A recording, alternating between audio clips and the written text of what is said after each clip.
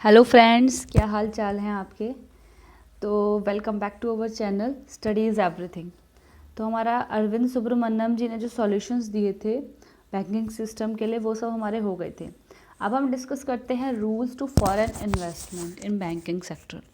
तो देखिए, public sector banks जो होते हैं उनकी मेजोरिटी उनको 51% शेयर्स गवर्नमेंट के हैं। ठीक है, तो आरबीआई ने कहा कि भाई इसको 49% करिए। Foreign investment not more then 20%। जो फॉरेन इन्वेस्टमेंट है वो 20% से ज़्यादा नहीं होगा। सिंगल बायर जो होगा उसको 10% से ज़्यादा तक आप नहीं दे सकते। ठीक है, उसका शेयर नहीं हो सकता। प्राइवेट सेक्टर इंडियन बैंक्स की अगर बात करें तो उसकी एफडीआई 74% थी और सिंगल जो बायर है उसका लेस देन 10%। और foreign banks 100% FDI foreign banks हो सकता है।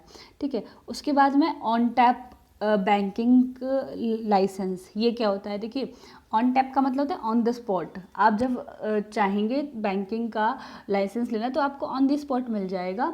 2016 में ये चीज़ आई थी और इससे पहले आरबीआई फॉर्म्स रिलीज़ करता था। इसके लिए एप्लीकेशन फॉर्म्स आते थे, वो भरे जाते थे, टाइम से आते थे वो फॉर्म्स। गाइडलाइंस इसकी क्या है कि 10 साल का बैंकिंग में आपका बैंकिंग होनी चाहिए, फिर उसके बाद ही आप बैंक खोलने के लिए एलिजिबल होगे। और ये है कि इंडियन कॉर्पोरेट हु ओन, जो भी ओन करेगा वो इंडिया का रेजिडेंट होना चाहिए with neat and clean history होनी चाहिए। At least 10 years can apply. तो 10 साल तक उसकी नीट एंड क्लीन हिस्ट्री होनी चाहिए। 10 साल तक वो घर पर रहना होना चाहिए, हिस्ट्री क्लीन होनी चाहिए। और एग्जिस्टिंग NBGC कैन अप्लाई। ठीक है, नेक्स्ट ग्रुप कंपनीज भी अप्लाई कर सकती है जैसे कि टाटा, बिरला, बट रिलायंस तो इंडिविजुअल है तो रिलायंस भी ओपन कर सकती है। लाइसेंस 18 महीने तक वैलिड होगा। अगर 18 महीने के अंदर अंदर आपने बैंक नहीं ओपन किया तो वो आपका लाइसेंस रद्द कर दिया जाएगा। लाइसेंस मिलने के लिए आपके पास 500, बैंक खोलने के लिए आपके पास 500 करोड़ होने चाहिए कैपिटल, पेड अप 500 करोड़। उसमें फर्स्ट 5 इयर्स जो है प्रमोटर को 40% शेयर ब्रिंग करना पड़ेगा। ठीक है, अदर इन्वेस्टर्स 10% से ज़्यादा ले सकते हैं, but 5 years FDI can be more than 49%। ठीक है, 5 इयर्स के बाद एफडीआई 49% से ज़्यादा हो सकती है। अब हम बात करें 15 साल के बाद तो प्रमोटर 15% रख सकता है, एफडीआई 74% हो जाएगी और सिंगल वायर 10% का कर सकता है। अब 25% जो उसकी ब्रांचेस हैं वो रूरल एरियाज़ में होनी चाहिए, ग्रामीण इलाके में। ठीक है, 6th year should be listed, 6वें साल से उसे हमें लिस्ट कर दिया जाएगा। तो ये तो था पूरा rule for foreign investment in banking sector. Next बात कर लेते हैं banking system in India. India में बैंकिंग सिस्टम की अगर हम बात करें तो पहला होता है विलफुल डिफ़ॉल्टर। अब ये क्या, हम डिफ़ॉल्टर्स की बात करें तो पहला विलफुल डिफ़ॉल्टर। विलफुल डिफ़ॉल्टर क्या होता है कि जानबूझ के डिफ़ॉल्ट करना। अब देखो 3 कंडीशन होते हैं इसके लिए। फर्स्ट हो गया आपने यू कैन टेक लोन, मतलब आप लोन आपने you can take loan, you have access to money to pay. आपने जैसे मान लीजिए लोन ले रखा है, आप पे कर सकते हैं बट तुम पे नहीं कर रहे हो, तो ये क्या हो गया, डेलिबरेटली आप जानबूझ के डिफॉल्टर बन रहे हो। सेकेंड, लोन फॉर होम, आपने लोन लिया घर के लिए बट आपने कार परचेज कर ली, तो मनी जो थी वो आपने अदर पर्पजेज़ के लिए यूज़ कर ली, ये भी बिल्कुल डिफ़ॉल्टर में आएगा। Next, taken loan for home, आपने घर के लिए लोन लिया बट आपने वो घर बिना बैंक को नोटिफाई करे हुए बेच दिया, तो ये क्या हो गया, asset has been sold which was pleased. अब क्या हैज़ पैनल प्रोविजंस ऑल्सो, इस विलफुल डिफ़ॉल्टिंग के लिए पैनल प्रोविजंस हैं। ठीक है, पेनल्टीज़ वगैरह। अब देखिए CIBIL क्या होता है। CIBIL एक वेबसाइट है, ठीक है, जिस पे आपकी सारी इन्फॉर्मेशन, जैसे कभी लोन लेने जाएंगे तो आपसे बैंक कहेगी भाई आप अपने सारे डॉक्यूमेंट्स दे दीजिए, 2 दिन बाद आप आना, हम आपको बताएंगे कि आपको हम लोन दे सकते हैं या नहीं। अगस्त 2000 में ये चीज़ आई थी। इसका इन लोगों का क्या था, देखो ये था कि ये सारे बोरोवर्स के डेटाबेसेस रखते हैं। अभी आपकी पूरी हिस्ट्री देखेंगे कि आप किस टाइप के, आपने इससे पहले कभी कहीं पे लोन लिया था या नहीं लिया था, टाइमली चुकाया, उसको नहीं चुकाया, कुछ चीज़ सब चीज़ें आप टाइमली पे करते हैं या नहीं करते हैं।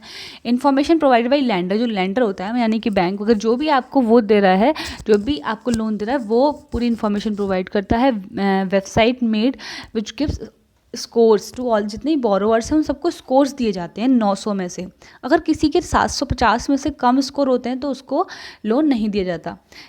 कोई भी इस वेबसाइट को एक्सेस कर सकता है। नंबर 1 बोरोइंग, ठीक है, एक बार बोरोइंग का, ठीक है। नेक्स्ट देख लीजिए, बैंकिंग सिस्टम इंडिया का कोर बैंकिंग सॉल्यूशंस क्या है। कोर बैंकिंग सॉल्यूशंस का मतलब है कि इसके जैसे प्रॉब्लम्स होती थी पहले बैंकिंग के लिए, तो उसके लिए ऐसी सर्विसेज ले आई कि आप कहीं पे भी बैठ के एनीवेयर कहीं पे भी आप बैंकिंग सर्विसेज का इस्तेमाल कर सकते हो। Provides anywhere banking facility to customers, ठीक है। नेक्स्ट क्या है, connects each and every branch of, मतलब आप हर ब्रांच को सेंट्रल सर्वर से ही कनेक्ट करती है कोर बैंकिंग सॉल्यूशन। मनी कहीं से भी आप विड्रॉ कर सकते हो, कहीं पे भी डिपॉजिट कर सकते हो at any branch of the bank with its customer, ठीक है। सॉफ्टवेयर ई क्यूबर, ठीक है, आरबीआई का ये है, ठीक है, आरबीआई ने ई क्यूबर एक सॉफ्टवेयर है वो लॉन्च किया है। नेक्स्ट है ऑनलाइन फ़ंड ट्रांसफ़र। ऑनलाइन आप फ़ंड ट्रांसफ़र कर सकते हैं, तो उसके लिए क्या क्या प्लेटफॉर्म्स हैं, आरटीजीएस, नेफ्ट, आईएमपीएस। आरटीजीएस क्या होता है, real time gross settlement. Real time gross settlement RBI लेकर आया था, उनके वर्किंग डेज मंडे से लेकर सैटरडे तक होते हैं। ये इमीडिएटली आपके चीज़ों को ट्रांसफ़र कर देता है, आपके फंड्स ट्रांसफ़र कर देता है, ठीक है। मिनिमम 2 लाख होता है बस इसकी लिमिट, ये चीज़ है बस। नेफ्ट में क्या है, नेशनल इलेक्ट्रॉनिक फ़ंड ट्रांसफ़र, ये भी आरबीआई, इसका वर्किंग डेज मंडे से लेकर सैटरडे है।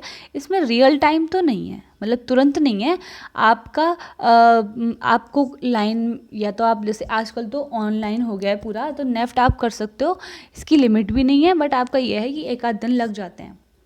बट आप नेफ्ट में तो अभी आज के टाइम में काफ़ी अच्छा हो गया, यूपीआई से हम पे कर देते हैं टाइमली।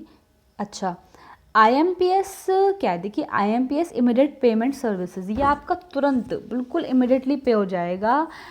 एंड इसमें जो है national payment corporation of India के तहत ये चीज़ आई गई है। And NPCI created by RBI, RBI ने इसको बनाया एनपीसीआई को, ठीक है। और 24/7 की सर्विसेज होती है, इमीडिएटली वो हो जाएगा। और 2 lakhs ओनली तक है इनका। नेक्स्ट देखिए, बैंकिंग सिस्टम इन इंडिया। इससे पहले 1 second,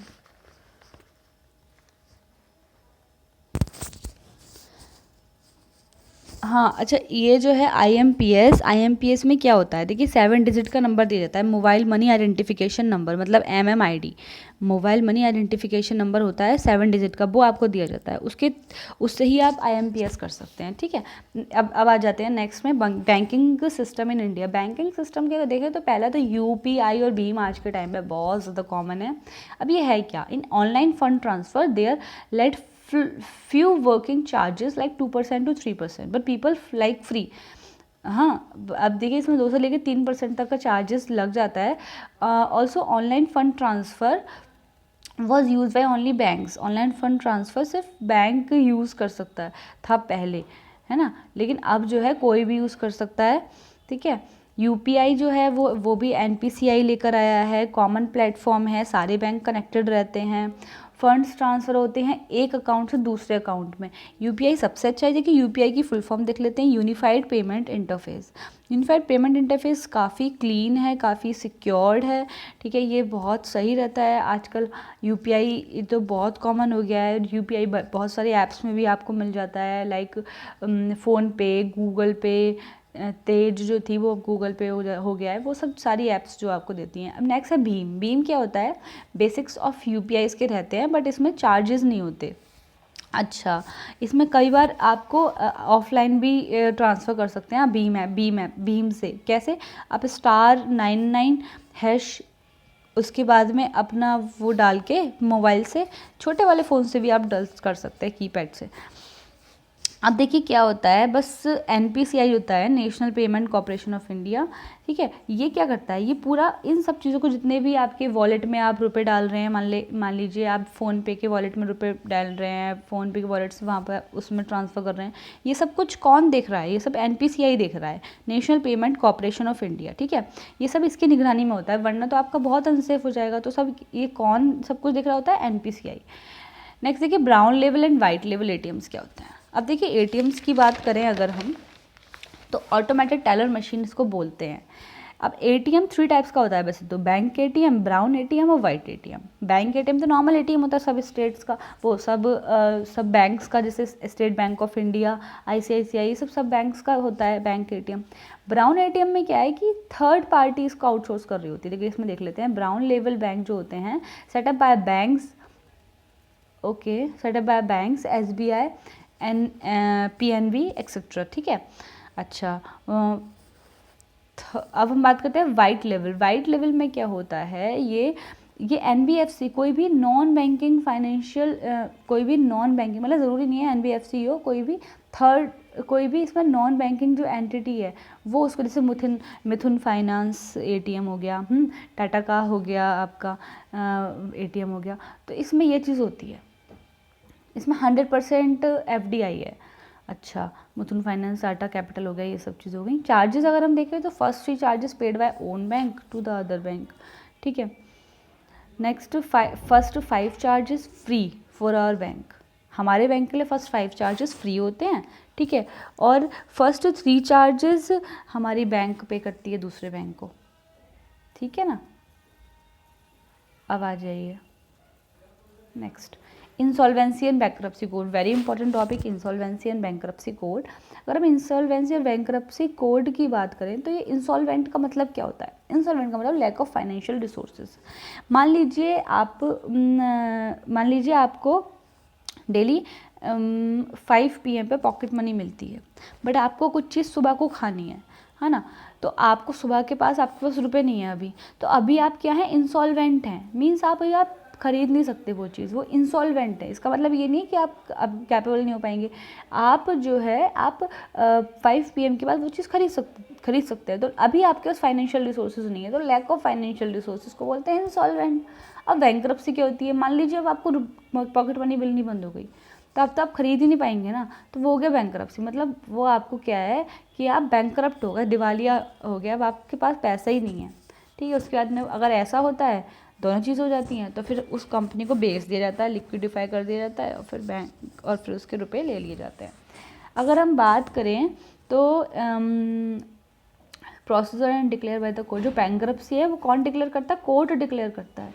consider to be economic reform for ease of doing business, देखिए World Bank ease of doing business के लिए रैंकिंग निकालता है, तो वो जो है इंसॉल्वेंसी बैंक्रप्सी कोड का इस पर बहुत इफेक्ट पड़ता है। Allow easy exit of business firms, why, because complex laws are easy to enter, ठीक है। देखिए easy exit of business firms, but even it is more difficult to come out due to same complex laws, okay। देखिए इसमें क्या होता है, insolvency bankruptcy court से easily business firms exit कर सकती हैं, क्योंकि कॉम्प्लेक्स क्या होता है कि complex laws are easy to enter, है ना, but even it is more difficult to come out due to same complex laws. अच्छा, ठीक है, तो मतलब क्या है कि आप ईजीली कम आउट कर सकते हैं इन कॉम्प्लेक्स लॉज के बावजूद। Insolvency refers to financial condition in which person is not able to clear its debt when through the legal procedure he allows himself to be declared as bankrupt, है ना। वो सब चीज़ मैंने आपको बता दी insolvency bankruptcy की। अब इसका प्रोसीजर की बात करते हैं।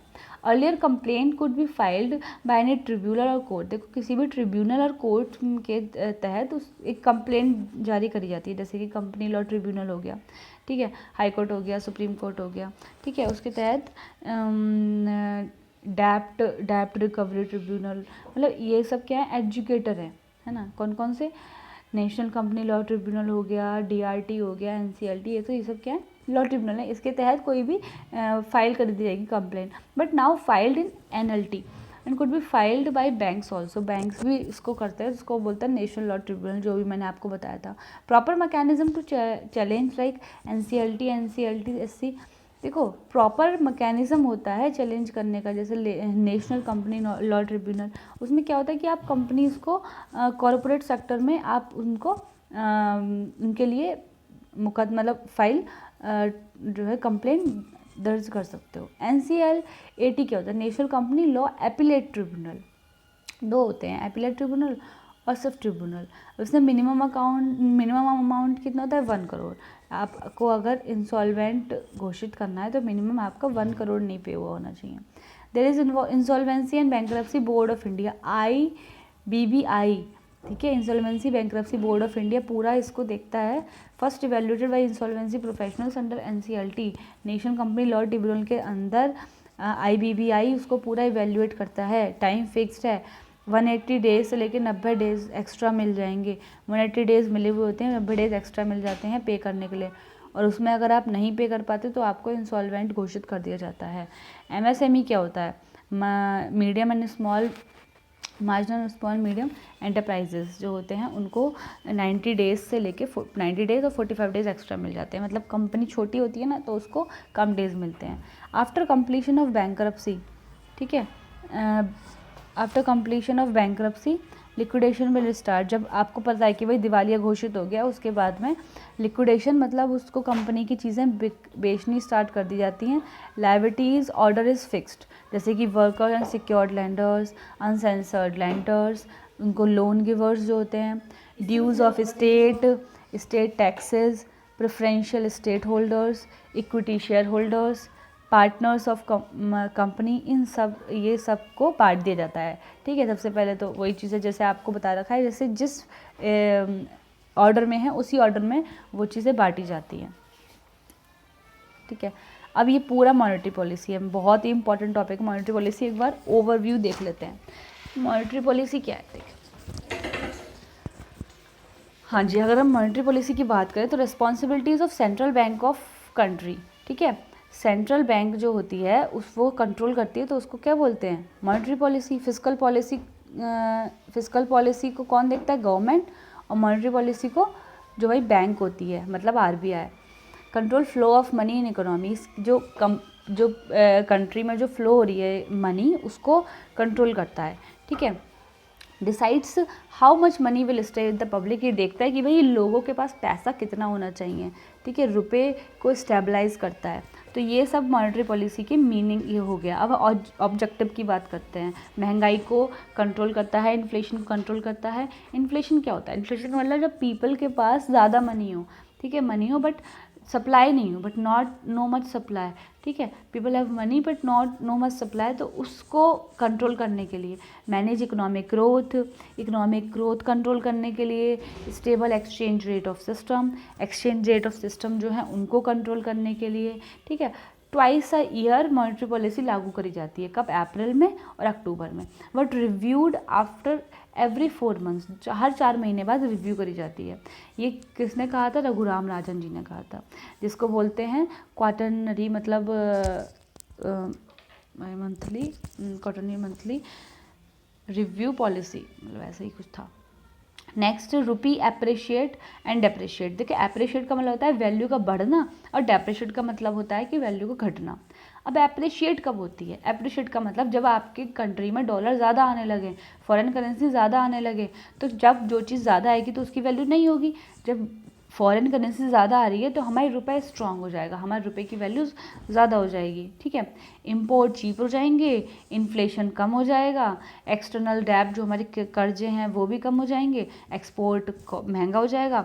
लेकिन FDI सफ़र करेगा। FDI सफ़र क्यों करेगा भाई? FDI इसलिए सफ़र करेगा क्योंकि फिर लोग ख़रीदना भी नहीं चाहेंगे ना, यहाँ पे इन्वेस्ट नहीं करना चाहेंगे, चीज़ें महंगी हो जाएंगी तो फॉरेन कंपनीज इन्वेस्ट नहीं करना चाहेंगी। कल तक मान लीजिए 50 रुपये का है, मान लीजिए 50 रुपये का डॉलर है। ठीक है, तो फॉर एग्जांपल, हाँ, तो 50 का है, तो इसका मतलब क्या है कि कल तक अगर उन्हें 100 रुपये देने थे तो 2 डॉलर में काम हो जा रहा था। लेकिन अगर आज डॉलर 40 रुपये का हो गया तो उनको 2 से ज़्यादा डॉलर देने पड़ेंगे। इट मीन्स क्या? उनको तो महंगा हो गया है ना। तो इस वजह से फॉरेन कंपनीज आना कम कर देती हैं, तो इस वजह से FDI सफ़र करती है। अब बात करते हैं to control dollar inflation. Dollar inflation को कंट्रोल करने के लिए मार्केट स्टेबलाइजेशन स्कीम का यूज़ करते हैं। अब ये मार्केट स्टेबलाइजेशन स्कीम क्या है? देखिए, मार्केट स्टेबलाइजेशन का मतलब है कि गवर्नमेंट, RBI क्या करती है? गवर्नमेंट सिक्योरिटीज़ को बेच देती है। उससे क्या होता है? मार्केट स्टेबल हो जाता है, मतलब जो पैसा है वो एक्स्ट्रा वो आ जाता है किसके पास? RBI के पास। 2004 में ये चीज़ आई थी, टू मच डॉलर वॉज इनफिल्टर्ड, बहुत सारा डॉलर इनफिल्टर हो रहा था। आरबीआई परचेज कर लिया मोर एंड मोर डॉलर, जितने भी लोगों के पास डॉलर था वो उससे परचेज कर लिया, but in end it infuse more rupees and MSS मतलब मार्केट स्टेबलाइजेशन स्कीम यूज्ड, ठीक है, रिवाइव्ड इन पोस्ट डिमोनेटाइजेशन, ठीक है, पोस्ट डिमोनेटाइजेशन के बाद भी हम इस चीज़ को यूज़ कर सकते हैं। अब बात कर लेते हैं डेप्रिशिएट की। डेप्रिशिएट का मतलब है जब आपके यहाँ से डॉलर बहुत बाहर जा रहा है इकोनॉमी से, मतलब आपको डॉलर देना पड़ रहा है, आपने कोई चीज़ खरीदी, ठीक है, किसी से ट्रेड किया तो आपने डॉलर में पेमेंट किया, तो आपका क्या हुआ, यहाँ से डॉलर गया बाहर हमारी कंट्री से, तो उसका इम्पैक्ट क्या होता है कि एक्सपोर्ट तो सस्ता हो जाएगा और एफडीआई इंक्रीज़ हो जाएगा, ठीक है। और हाउ डिप्रिसिएशन हैंडल, डिप्रिसिएशन का क्या होता है कि RBI sell more and more dollar but not more than 6%, sell तो करता है बट लेकिन 6% से ज़्यादा सेल नहीं करता है, वो इसलिए सेल करता है भाई लोगों के पास थोड़ा सा आ जाए डॉलर। अब बात कर लेते हैं मॉनेटरी पॉलिसी में exchange rate determination, exchange rate determination of domestic currency. अरे डोमेस्टिक करेंसी जो हमारी करेंसी है उसका एक्सचेंज रेट डिटर्मिनेशन कैसे होता है, अब देखिए कैसे होता है, या तो पैक्ड सिस्टम होता है या क्लीन फ्लोट या डर्टी फ्लोट। अब देखो पैक्ड सिस्टम क्या होता है, मतलब पूरा कंट्रोल गवर्नमेंट के पास होगा कि भाई complete control of state over currency, ठीक है, पूरी करेंसी का जो कंट्रोल है वो किसके पास होगा, गवर्नमेंट के पास होगा। जैसे कि चाइना में पैक्ड सिस्टम है, वही डिसाइड करेगी कि भाई $1 की कितनी वैल्यू होगी हमारी डोमेस्टिक करेंसी की। अच्छा, क्लीन फ्लोट क्या होता है भाई, जैसा जो माहौल चल रहा है, जितना डिमांड सप्लाई है उसी के हिसाब से डिसाइड हो जाएगा। जैसे कि भाई आप डिमांड सप्लाई के हिसाब से अमेरिका में, यूके में, फ्रांस में यही होता है, उनके जो करेंसी की वैल्यू है वो ऐसे ही डिसाइड होती है। अब डर्टी फ्लोट मतलब है तो फ्री बट है भी कंट्रोल्ड भी है और फ्री भी है। जैसे कि मान लीजिए आपने अपने बच्चे को फ्री भी छोड़ रखा है लेकिन आप निगरानी भी पूरी कर रहे हैं कि भाई तू फ्री है, ठीक है, लेकिन हमने कैमरा लगा रखा है, अब जरा भी तू बदतमीजी दिखाएगा तो हम आ जाएंगे। मतलब कि फ्री है, मतलब मार्केट से डिसाइड हो रहा है, लेकिन जैसे ही हमारा रुपए कमज़ोर हो जाता है और वैल्यू ज़्यादा गिर जाती है तो डॉलर के रेट को हम रोक देते हैं, बहुत ज़्यादा नहीं बढ़ने देते। जैसे मान लीजिए हमने कर रखा है अभी 70, 75 से 80 से ज़्यादा नहीं बढ़ेगा, तो अभी आरबीआई उसको कंट्रोल कर लेती है। तो इसको क्या है कि एक बार देख लीजिए, पैक्ड सिस्टम में चाइना में हो गया, clean float system America, UK, France में हो गया, डर्टी फ्लोट इंडिया में हो गया। डर्टी इसको इसलिए बोला है क्योंकि कंट्रोल कर भी रही है और नहीं भी कर रही। तो अब क्या है, साइकोलॉजिकल ध्यान इंटरफेस बाय स्टेट, तो ये उसको पूरा पढ़ लेना। अब इंस्ट्रूमेंट्स हैं, एक बार इंस्ट्रूमेंट्स देखें, ये काफ़ी ज़्यादा अभी आगे तक चलेंगे इंस्ट्रूमेंट्स। एक बार रिवाइज कर लें, आज हमने क्या क्या पढ़ा है। आज हमने पढ़ा है यहाँ से rules to foreign investment in banking. क्या क्या था कि भाई फॉरेन इन्वेस्टमेंट में क्या रूल्स होते हैं, पब्लिक सेक्टर में गवर्नमेंट का शेयर 51% होता है, आरबीआई ने कहा था कि भाई 49 कर लो, फॉरेन इन्वेस्टमेंट 20% से ज़्यादा नहीं होने चाहिए, सिंगल वायर का 10% से ज़्यादा नहीं होना चाहिए, प्राइवेट सेक्टर आए तो उसमें एफडीआई 74% थी, सिंगल वायर 10% से ज़्यादा नहीं था, फॉरेन बैंक का 100% था। अच्छा, ऑन टैप बैंकिंग लाइसेंस क्या होता है, जो तुरंत मिल जाए, 2016 में आया था, इससे पहले फॉर्म आते थे। गाइडलाइंस क्या हैं, 10 साल की बैंकिंग होनी चाहिए तभी एलिजिबल हो, इंडिया के रहने वाले होने चाहिए, NBGC अप्लाई कर सकते हैं, ठीक है। उसके बाद में ग्रुप कंपनीज़ भी अप्लाई कर सकती हैं, लेकिन अगर बड़ी कंपनी है तो सिंगल भी अप्लाई कर सकती है। लाइसेंस 18 महीने तक वैलिड होगा, नहीं खोला तो बैंक तो रद्द हो जाएगा। 500 करोड़ रुपए होने चाहिए आपके पास। पहले 5 साल में क्या है कि 40% तक प्रमोटर आपके पास शेयर होने चाहिए, बाकी अदर इन्वेस्टर्स 10 से ज़्यादा % भी ले सकते हैं। 5 साल के बाद एफडीआई 49% से ज़्यादा भी हो सकता है। अच्छा, 15 साल के बाद क्या होगा, प्रमोटर 15% रख सकता है, एफडीआई 74% हो सकता है, सिंगल वायर 10% कर सकता है, 25% ग्रामीण इलाकों में होंगे इसके ब्रांचेस, 6 ईयर से लिस्टेड हो जाएगा। नेक्स्ट हमने पढ़ा था बैंकिंग सिस्टम कैसा है, वही देखो विलफुल डिफ़ॉल्टर होते हैं, वो क्या करते हैं, या तो पे नहीं करते या फिर कुछ और ख़रीद लेते हैं, या फिर जो है जिस चीज़ को गिरवी रखते हैं वही चीज़ भेज देते हैं बिना बताए, तो ये सब विलफुल डिफ़ॉल्टर में आता है। CIBIL क्या होता है, ये एक वेबसाइट है CIBIL, तो जो कि पूरा ध्यान रखती है, देखती है, ठीक है, जिसको CIBIL बोलते हैं।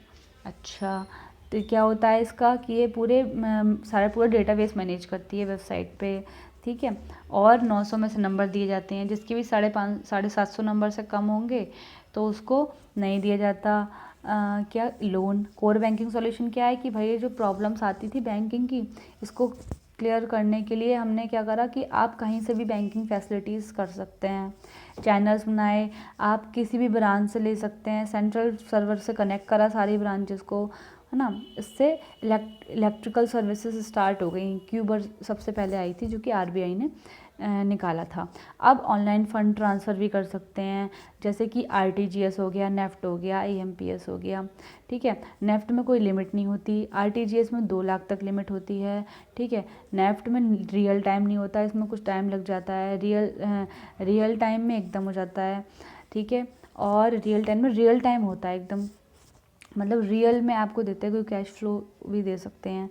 IMPS में क्या होता है, इमीडिएट पेमेंट करते हैं, ठीक है। ये कौन इन सबको ध्यान रखता है, IMPS को, इमीडिएट पेमेंट सर्विस को, national payment corporation of India, NPCI, ठीक है। तुरंत होता है, 2 लाख तक है, 2 लाख, और उसके बाद में 24/7 अवेलेबल है। बैंकिंग सिस्टम इन इंडिया में बात करें तो UPI और भीम। UPI बहुत कॉमन हो गया है ऑनलाइन फंड्स ट्रांसफ़र करने के लिए, यूनिफाइड पेमेंट इंटरफेस बोलते हैं इसको, ठीक है। ये कॉमन प्लेटफॉर्म है, सारी अकाउंट्स को दूसरे अकाउंट से ट्रांसफ़र करने में हेल्प करता है फंड्स। भीम क्या होता है, UPI की तरह होता है, लेकिन इसमें चार्जेस नहीं होते, लेकिन इसमें ये होता है कि UPI में हम एक ही ऐप से बहुत सारे अकाउंट कनेक्ट कर सकते हैं, भीम में एक बार में एक ही अकाउंट कनेक्ट कर सकते हैं। भीम में हम ऑफलाइन भी ट्रांसफ़र कर सकते हैं, *99# से लगा के। ब्राउन लेवल, वाइट लेवल क्या होते हैं, ब्राउन लेवल वो होते हैं जिसमें थर्ड पार्टी का रोल हो, मतलब थर्ड पार्टी का आउटसोर्सिंग हो रही हो, उसे ब्राउन बोल दिया। वाइट में ये है कि आपकी बैंकिंग, नॉन बैंकिंग इंस्टीट्यूट इसको देख रहे हैं, ठीक है। बस ये है, जैसे कि मुथूट फाइनेंस हो गया, ये सब हो गया। चार्जेस, पहले 3 चार्जेस तो है खुद का बैंक पे करता है, पहले 5 चार्जेस फ्री होते हैं अगर हम खुद के बैंक से निकालें, ATM से, तो मतलब खुद के बैंक के ATM से निकालेंगे तो स्टार्टिंग के 5 फ्री होते हैं ट्रांजैक्शंस लगातार अगर आप कर रहे हैं तो। नेक्स्ट, इंसॉल्वेंसी बैंक्रप्सी कोड क्या होता है। इंसॉल्वेंट का मतलब आप पे नहीं कर पा रहे हैं, अभी आपके पास रुपए, बाद में पे कर भी सकते हैं। बैंक्रप्सी का मतलब आप बिल्कुल ही नहीं कर सकते, अब आपका दिवालिया निकल गया, आपके पास रुपए ही नहीं है, ठीक है। अब क्या है, ईज़ ऑफ डूइंग बिजनेस में इसको कंसिडर करा जाता है। ये है क्या, allow easy exit of firms business firms को आराम से एग्जिट कर सकती हैं वो बैंक्रप्सी IBC की हेल्प से, क्योंकि इसमें बहुत ज़्यादा कॉम्प्लेक्स लॉज को इजी कर दिया गया है। अच्छा, इंसॉल्वेंसी बता दिया क्या होता है, नहीं दे पे कर पाते उसके लिए प्रोसीजर क्या है इसका। सबसे पहले आप कंप्लेंट जारी करते हैं हाई कोर्ट, सुप्रीम कोर्ट में, या फिर किसी भी कंपनी लॉ ट्रिब्यूनल में। लेकिन आजकल नेशनल कंपनी लॉ ट्रिब्यूनल में हो रहा है, ठीक है। बैंक को भी कर लेते हैं, बैंक जब करते हैं फाइल, तो मान लीजिए बैंक से लिया था उन्होंने, लोन लिया था बैंक से बहुत सारा, अब नहीं पे कर रहे, तो बैंक क्या करेगा, नेशनल कंपनी लॉ ट्रिब्यूनल में फाइल कर देगा केस को। अब क्या है, प्रॉपर मैकेनिज़्म से चैलेंज होता है। उसके बाद में देखिए NCLT या DRT में ट्रिब्यूनल में केस के बाद 14 दिन तक देखा जाता है। 14 दिन के बाद जो लेंडर है, जिसने रुपए दिए होते हैं, ठीक है, तो वो क्या होता है, कमेटी है क्रेडिटर्स की, वो पूरा इसको देखती है कि भाई क्या क्या किसने दिए थे, क्या हुआ था। फिर क्या होता है, एक डेब्ट रिकास्ट प्लान बनता है कि भाई ये तुम्हें कर्जा चुकाना है, उस कंपनी के को नोटिस दिया जाता है 180 दिन का। 180 दिन में आपको 90 दिन एक्स्ट्रा भी दे दिए जाते हैं, ठीक है, अगर आप बड़ी कंपनी हैं। और अगर आप छोटी कंपनी हैं तो 90 दिन दिए जाते हैं पे करने के लिए, और फिर 45 डेज़ और एक्स्ट्रा दे दिए जाते हैं। उसमें भी आपने नहीं पे किया होता है, फिर फाइनल वर्डिक्ट ये होता है कि कंपनी को बेच दिया जाता है, लिक्विडेट कर दिया जाता है, उसकी सब चीज़ों को बेच दिया जाता है। उसके बाद में कंप्लीशन, बैंकरप्सी ख़त्म होने के बाद में लिक्विडिफिकेशन मतलब बेच जो दिया हमने, उसके बाद में लायबिलिटीज़ ऑर्डर फिक्स करा जाता है और पे करा जाता है। किस ऑर्डर में? जैसे कि सबसे पहले वर्कर और सिक्योर्ड लैंडर्स को दिया जाता है, ठीक है, जिन्हें सिक्योरिटी देकर लोन जिन्होंने दिया था लैंडर्स ने। अनसिक्योर्ड लैंडर्स को भी दिया जाता है, जो लोन जो देते थे इन लोगों को, इस कंपनी को। स्टेट की जो ड्यूज़ हैं, स्टेट टैक्सेस वगैरह वो ले लेती है अपने। प्रेफरेंशियल शेयर होल्डर्स जो हैं फिर उनको मिलता है, फिर इक्विटी शेयर होल्डर्स जो हैं फिर उनको मिलता है, जो कंपनी के पार्टनर्स भी माने जाते हैं। तो ये पूरा था इंसॉल्वेंसी बैंकरप्सी कोड। जैसे आप अभी थोड़े टाइम पहले IFS को वो बहुत कंपनी इनका चल रहा था, तो ये बैंकरप्सी का, तो इसके ऊपर यही केस था, मतलब ये सब चीज़ें थी। अब बात कर लेते हैं मॉनेटरी पॉलिसी। मॉनेटरी पॉलिसी हमने क्या पढ़ा था कि मीनिंग क्या होता है। मॉनेटरी पॉलिसी का मतलब है कि जब बैंक, ये किसकी रिस्पॉन्सिबिलिटी होती है? सेंट्रल बैंक की। सेंट्रल बैंक का मतलब क्या है? RBI। क्या कंट्रोल करता है? फ्लो ऑफ मनी, कि भाई कितना पैसा मार्केट में होना चाहिए। उसके बाद में कितना पैसा होना चाहिए लोगों के पास में, ये डिसाइड करता है। रुपए की वैल्यू भी स्टेबलाइज करता है। ऑब्जेक्टिव क्या होते हैं? महंगाई को कंट्रोल करना, ठीक है, कि लोगों के पास बहुत ज़्यादा पैसा है वो उनसे खींचना। इकोनॉमिक ग्रोथ को मैनेज करना, maintain stable exchange rates of system, ठीक है। उसके बाद में क्या है? 2 बार फॉर्मुलेट होती है मॉनेटरी पॉलिसी। एक तो अप्रैल में होती है, एक अक्टूबर में होती है, बट हर 4 महीने बाद रिव्यू भी करी जाती है अकॉर्डिंग टू रघुराम राजन। फिर क्या था? रुपी अप्रिशिएट और डेप्रिशिएट। अप्रिशिएट का मतलब वैल्यू का बढ़ जाना, डेप्रिशिएट का मतलब वैल्यू का घट जाना। अप्रिशिएट में क्या था? डॉलर इन्फ्लेशन को कंट्रोल करने के लिए मार्केट स्टेबलाइजेशन स्कीम लाई गई थी 2004 में, ठीक है। अच्छा, डेप्रिशिएट भी हो गया। अब एक्सचेंज और डिटर्मिनेशन ऑफ डोमेस्टिक करेंसी, मतलब डोमेस्टिक करेंसी का कैसे रेट डिटरमाइन होगा कि $1 में कितने रुपए होते हैं।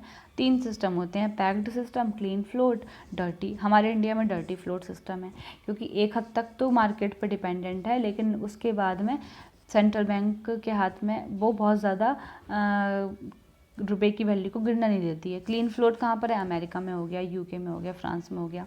अच्छा, पैक्ड सिस्टम कहाँ पर है? ये सारा पैक्ड में क्या है? बिल्कुल कंट्रोल गवर्नमेंट ही करेगी, जैसे कि चाइना में तो वैसे भी डेमोक्रेसी नहीं है। तो अब हम कल मतलब नेक्स्ट क्लास में डिस्कस करेंगे इंस्ट्रूमेंट्स ऑफ मॉनेटरी पॉलिसी, ठीक है ना। तो ओके, शब्बा खैर, बाय बाय, टाटा, हंसते रहिए, मुस्कुराते रहिए, ठीक है। Thank you very much for the discussion. Like, share, subscribe. Okay, bye bye.